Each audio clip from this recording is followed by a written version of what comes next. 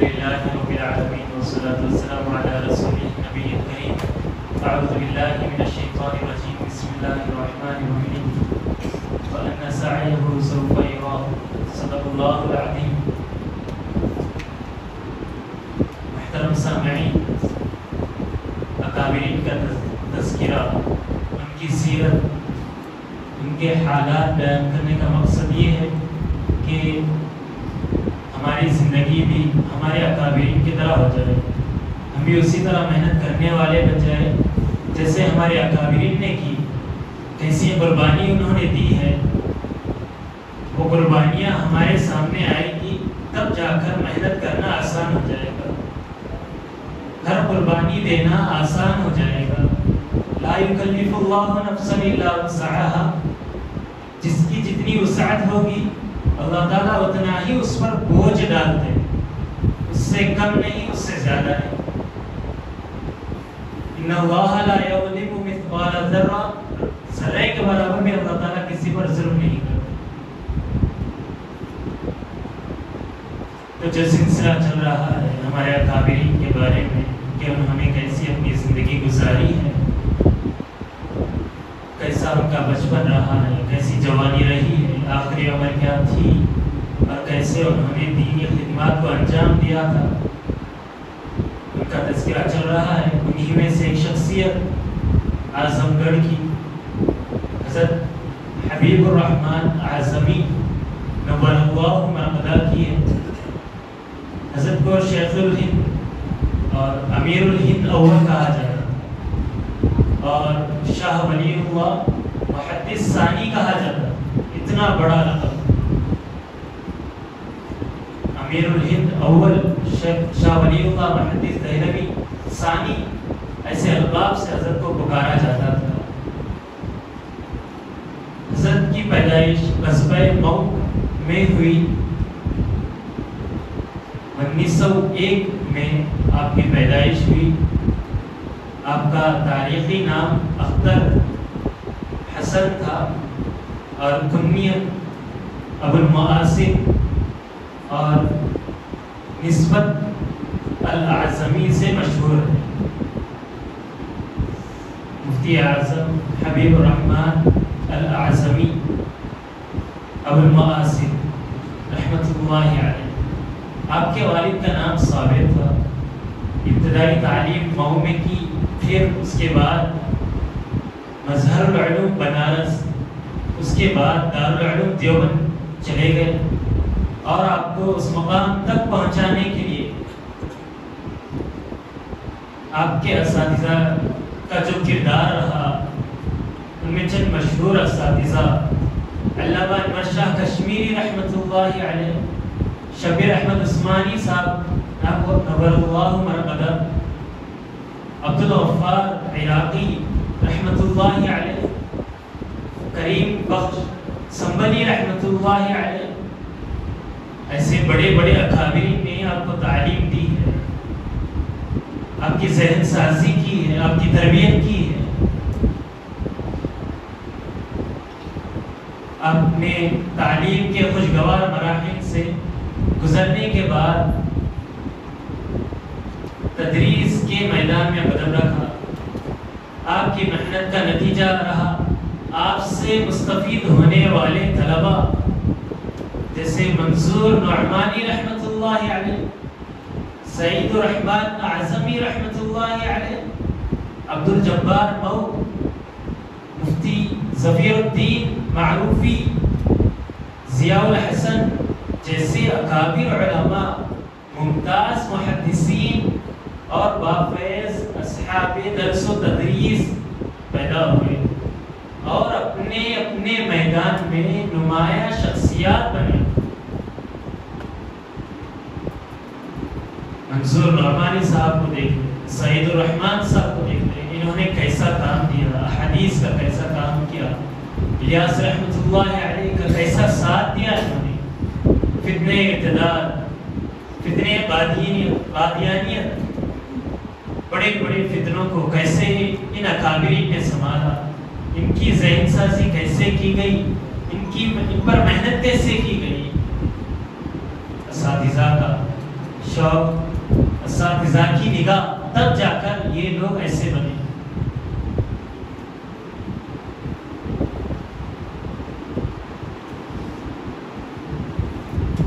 آپ کے فرزند فرماتے ہیں کہ آپ کی تمام عمر تنگ دستی میں گزری، جس کی وجہ سے اکثر و بیشتر آزمائش سے دوچار ہوتے تھے، جبکہ ان کی زندگی میں بہت سے ایسے مواقع آئے ہیں کہ اگر آپ ایک قدم بڑھا لیتے یا صرف ہاں کرتے تھے تو زندگی بدل جاتی۔ دارالعلوم دیوبند میں 2 مرتبہ بلایا گیا، ندوۃ العلماء میں بلایا گیا۔ الغرض ہندوستان کے جتنے بڑے بڑے ادارے ہیں، تنظیمیں ہیں، ہر شخص نے آپ کو دعوت دی ہے کہ آئیں آپ ہمارے مدرسے میں خدمت انجام دیں، آپ کو ہم صدر مدرس بنائیں گے، آپ کو ذمہ دار بنائیں گے، آپ کو شیخ حدیث بنائیں گے۔ لیکن آپ نے کسی بڑی ذمہ داری کو لینے سے ڈرتے تھے، خوف کھاتے تھے کہ کیا میں اس ذمہ داری کو انجام دے سکتا ہوں یا نہیں دے سکتا۔ ذمہ داری کا احساس، فکر کہ میں کام کر سکتا ہوں یا نہیں کر سکتا ہوں۔ آپ ان کے بارے میں آگے سنیں گے تو آپ حیرت میں پڑ جائیں گے، اتنی بڑی شخصیت اور ایسی باتیں کر رہے ہیں۔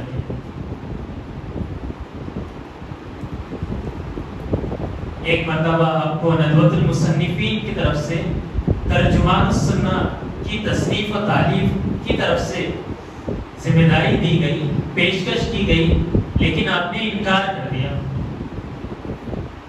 عذر بیان کر دیا۔ آپ کا خاص مزاج تھا تو آپ نے انکار کر دیا۔ ایک مرتبہ ایوب رحمۃ اللہ علیہ شبیر احمد عثمانی صاحب کے پاس جاتے ہیں۔ شبیر احمد عثمانی صاحب نور اللہ مرقدہ فرماتے ہیں، کیا حبیب الرحمن اعظمی کے پاس اتنی جائیداد ہے، کھیتی باڑی ہے، بہت سارا مال ہے کیا، جس کی وجہ سے انہوں نے اس عظیم خدمت کو انکار کر دیا، اس خدمت کرنے سے انکار کر دیا؟ تو ایوب رحمۃ اللہ علیہ نے کہا کہ رہائشی مکان کے علاوہ آپ کے پاس کوئی جائیداد نہیں ہے؟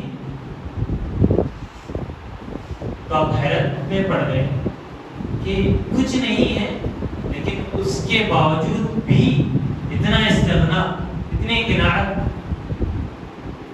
آپ کے فرزند خود فرماتے ہیں کہ ہم 3 بھائی اور 7 بہنیں تھیں، اتنے افراد کا خرچ چلانا آسان نہیں ہوتا، کوئی مستحکم ذریعہ نہیں تھا، اس کے باوجود آپ نے علم کو ذریعہ معاش نہیں بنایا، علم کا سودا نہیں کیا۔ آپ نے درس و تدریس کا محض علم کی اشاعت، مردم سازی اور طلباء کی تعلیم و تربیت کے لیے وقف کر دیا تھا۔ اکثر و بیشتر آپ اس کا مشاہرہ بھی نہیں دیتے، تنخواہ بھی نہیں لیتے تھے، یا اتنی تنخواہ لے لیتے تھے کہ جس سے گھر بھی نہیں چل سکتا تھا۔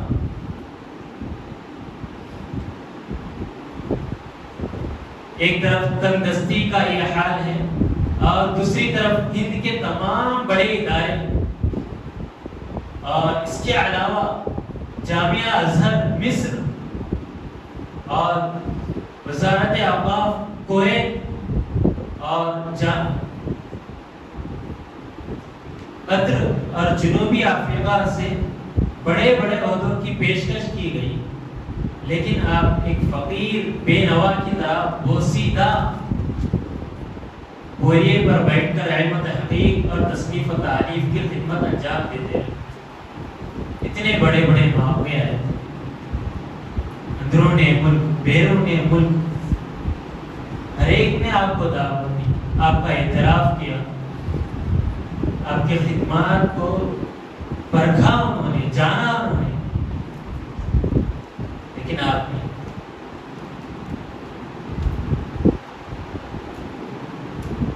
بڑی دلیری کے ساتھ، خودداری کے ساتھ اپنے مقام پر رہ کر خدمت انجام دی۔ ان تمام مصروفیات کے باوجود حضرت خانگی اور گھریلو ضروریات سے بے فکر نہیں رہے. وہ پوری ذمہ داری کے ساتھ گھر کی نگہداشت اور دیکھ ریکھ کرتے تھے کہ تمام بیٹے کیا کر رہے ہیں, لڑکیاں کیا کر رہی ہیں, گھر کے تمام اہل خانہ, گھر کے تمام لوگ, خاندانوں سے ملاقات کرنا, خاندان والوں سے ملاقات کرنا, پڑوسیوں سے ملاقات کرنا. آپ ایک علمی مزاج رکھتے تھے, اس کے باوجود سماج کے مسائل, شہر کے اطراف و اکناف کے حالات سے باخبر تھے. شاگردوں کی مصروفیات پر گہری نگاہ رکھتے تھے. آپ کے فرزند فرمایا کرتے تھے, ہم جب بھی آپ کو دیکھتے تھے تو آپ اخبار بینی کا پابند, آپ کو اخبار بینی کا پابند پاتے.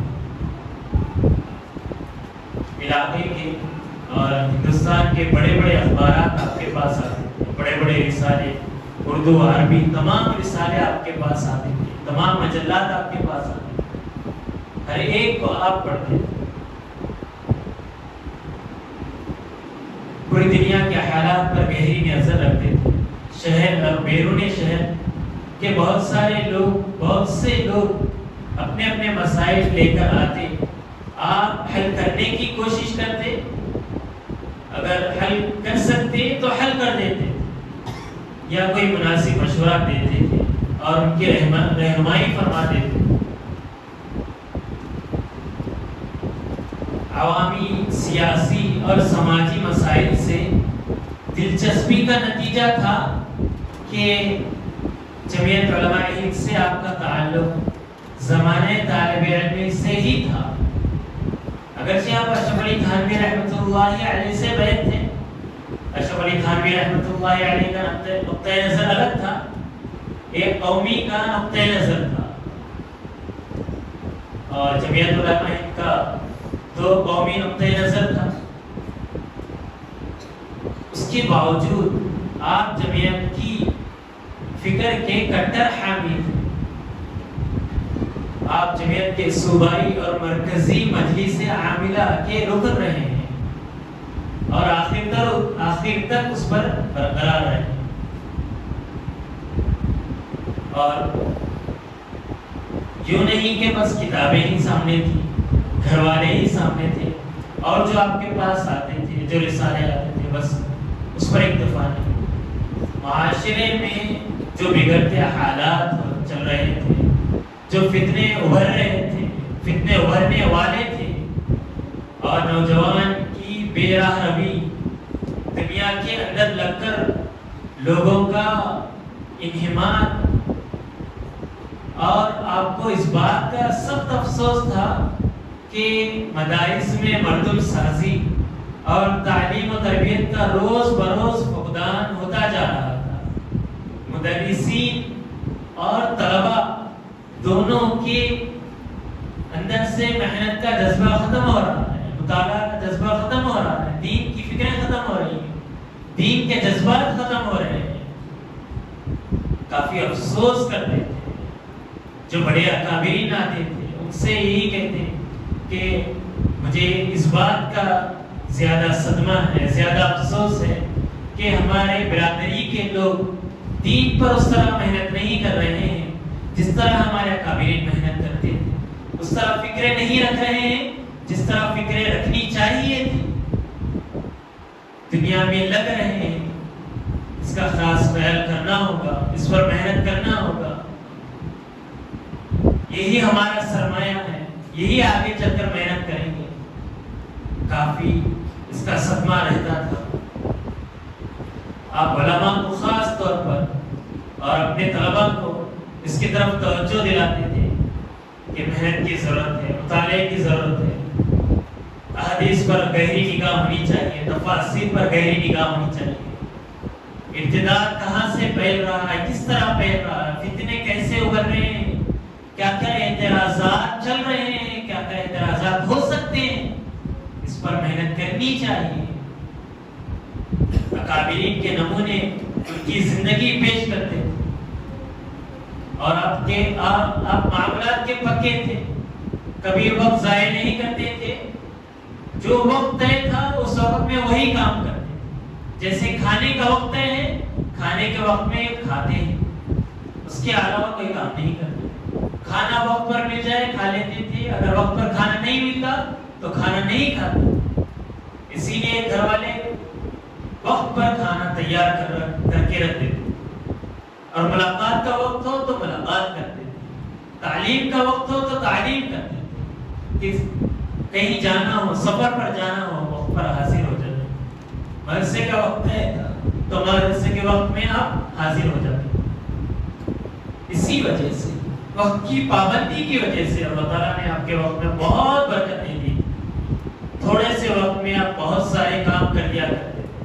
ہم حیرت میں پڑ جاتے تھے کہ اتنا سا وقت آپ اتنے بڑے بڑے کام کیسا کر لیتے. تھوڑے سے وقت میں بڑے بڑے کام انجام دیتے. آپ کو مطالعہ کا بہت شوق تھا، زیادہ تر آپ مطالعے میں ہی لگے رہتے تھے. کوئی کتاب سامنے آ جاتی، جب تک اس کو ختم نہیں کرتے، جب تک مجلس سے نہیں اٹھتے، چاہے دن کا موقع ہو، چاہے رات کا موقع ہو، چاہے کسی بھی حال میں ہو، اگر کتاب سامنے آ جاتی تو آپ اس کو مکمل کر کے ہی اٹھتے. رات میں کسی نے آپ کو ایک کتاب دی، ضخیم کتاب، فجر کے بعد اسی نے آ کر ملاقات کی، حضرت ایک مرتبہ آپ اس کتاب کو پڑھ لیں. تو حضرت نے کہا کہ میں نے اس کتاب کا مطالعہ کر لیا، میں نے اس کو پڑھ لیا. یہ تھا شوق.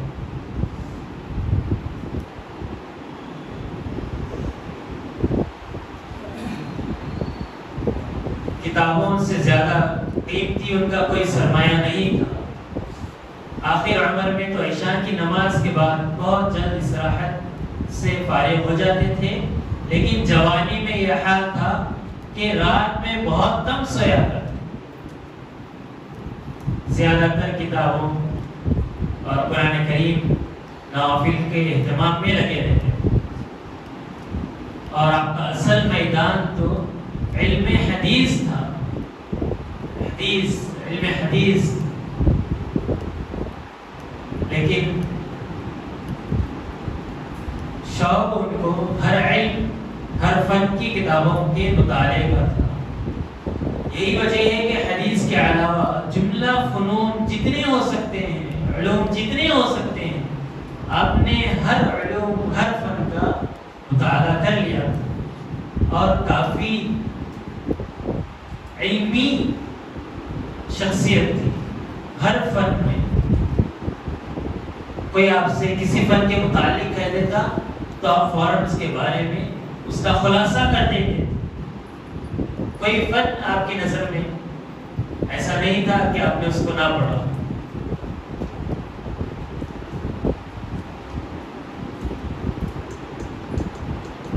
پوری دنیا اس کا اعتراف کرتی. اور آپ کا حافظہ ضرب المثل تھا. اردو، فارسی، عربی کے نہ جانے کتنے اشعار، خدا جانے کتنے احادیث، کتنی عبارتیں، راویوں کے حالات، کتابوں اور مصنفین کے نام اور مطبوعہ یعنی کہاں سے چھپی ہے، کتنی جلدیں ہیں. اگر اسے لکھا گیا ہو، قلمی ہو، تو اس کے نسخے کہاں کہاں ہیں. ساری کتابیں، ساری باتیں حرف بحرف اور صفحہ در صفحہ یاد رہتا.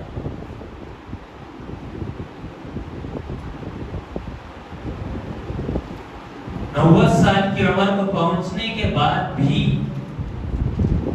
آخر تک ان کا حافظہ بالکل ٹھیک ٹھاک تھا. یہی حال ان کے استحضار کا تھا.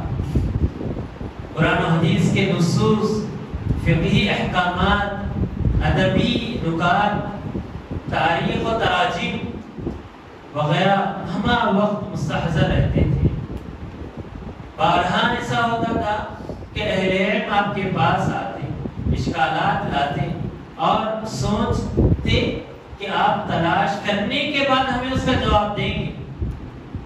فلاں مسئلہ لے کر آتے فلاں اعتراض لے کر آتے، فلاں راوی کو لے کر آتے کہ اس راوی کے بارے میں آپ کی رائے کیا ہے، اس حدیث کے بارے میں آپ کی رائے کیا ہے، تو آپ برجستہ اسی وقت اس راوی کے بارے میں، اس کتاب کے بارے میں، اس مصنف کے بارے میں سارا خلاصہ بیان کر دیں، اور کون سی جلد ہے، اور اس کتاب کے مصنف کون ہے، اور کون سے صفحے پر ہے، کون سی عبارت ہے، مکمل وضاحت کر دیں۔ ایسا حافظ علماء ان کے استحضار پر حیرت میں پڑ جاتے۔ آپ کے ملاقات کے لیے بڑے بڑے اکابرین آپ کے گھر تشریف لاتے تھے، جو بھی اعظم گڑھ آتا تو آپ سے ملاقات کر کے ہی جاتا، چاہے اندرون ملک بیرون ملک، چاہے وقت کا محدث ہی کیوں نہ ہو، وہ آپ سے آ کر ملاقات کرتا۔ ابو الفتح ابو الغداء رحمۃ اللہ علیہ، اتنی بڑی شخصیت، آپ کے پاس آ کر آپ سے ملاقات کرتے۔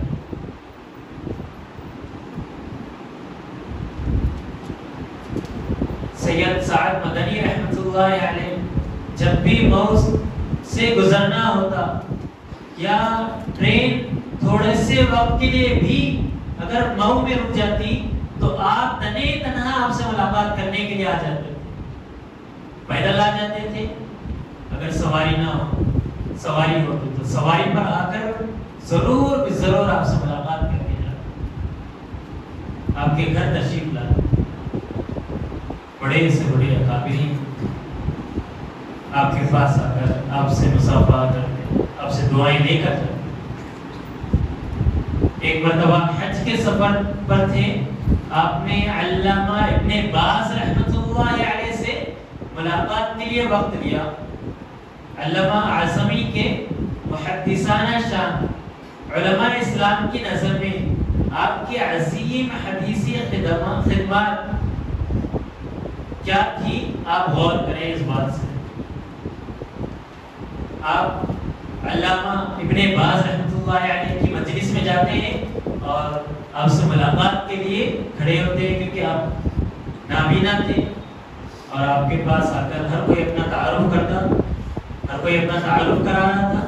حضرت آپ سے ملاقات کرنے گئے اور جا کر اپنا تعارف کرایا، تو علامہ ابن باز رحمۃ اللہ علیہ نے کہا نابینا ہے، بہت بڑی شخصیت ہے، بہت بڑے محدث ہیں، بڑے بڑے اکابرین آپ سے ملاقات کرنے کے لیے حج پر جاتے تھے، عمرے پر جا کر آپ سے ملاقات کرتے تھے۔ آپ جیسے ہی تعارف کرائے، آپ نے علامہ ابن باز رحمۃ اللہ علیہ نے کہا اگر آپ کہتے تو میں آپ سے ملاقات کرنے کے لیے آ جاتا، اتنی بڑی شخصیت۔